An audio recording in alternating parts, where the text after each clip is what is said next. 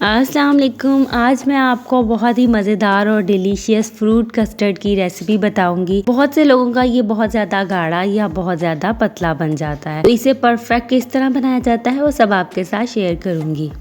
अफ्तारी में कुछ मीठा खाना हो या आप इसे डिनर के बाद भी खा सकते हैं। ये 5 से 10 मिनट में बन जाने वाली रेसिपी है और बहुत ही मज़ेदार। तो सबसे पहले एक पॉट में हमने half kg full fat milk लिया है, हम इसे ऐड कर लेंगे। आप खुले दूध का भी इस्तेमाल कर सकते हैं। हाफ कप हम इसमें शुगर ऐड करेंगे। शुगर आप अपनी मर्ज़ी से भी ऐड कर सकते हैं।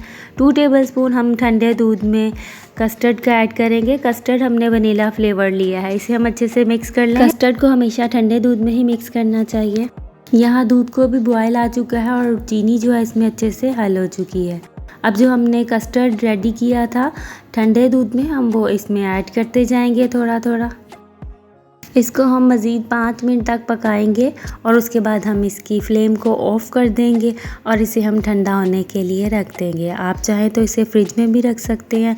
अब हमने यहाँ पे फ्रूट लिए हैं, अब आप चाहें तो कोई भी फ्रूट का यूज़ कर सकते हैं। इसको हम अच्छे से बारीक सा कट कर लेंगे। कस्टर्ड को हमने थोड़ी देर के लिए फ्रिज में रखा था, ये ठंडा हो गया है। अब इसे हम एक बाउल में ऐड करेंगे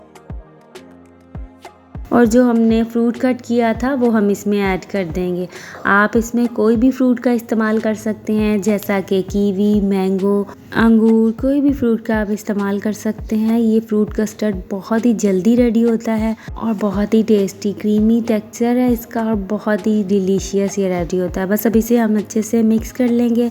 अगर इसकी परफेक्ट मेजरमेंट होगी तो आपका कस्टर्ड बहुत ज़्यादा गाढ़ा या पतला नहीं रेडी होगा। इस रेसिपी को फॉलो करते आप इसको ज़रूर ट्राई करें। कस्टर्ड बिल्कुल परफेक्ट रेडी होगा। मज़ीद ठंडा करने के बाद ये मज़ीद गाढ़ा हो जाएगा और ये देखिए इस तरह से क्रीमी इसका टेक्सचर होना चाहिए, तो ये खाने में मज़े का लगता है। तो बस अब इसका हम गार्निशिंग के लिए मज़ीद थोड़ा सा इस पर फ्रूट और हमने इस पर बादाम ऐड किए हैं। आप इस पर कोई भी ड्राई फ्रूट ऐड कर सकते हैं। रेसिपी को लाइक शेयर करना मत भूलिएगा। अपना बहुत सा ख्याल रखिएगा। अल्लाह हाफिज़।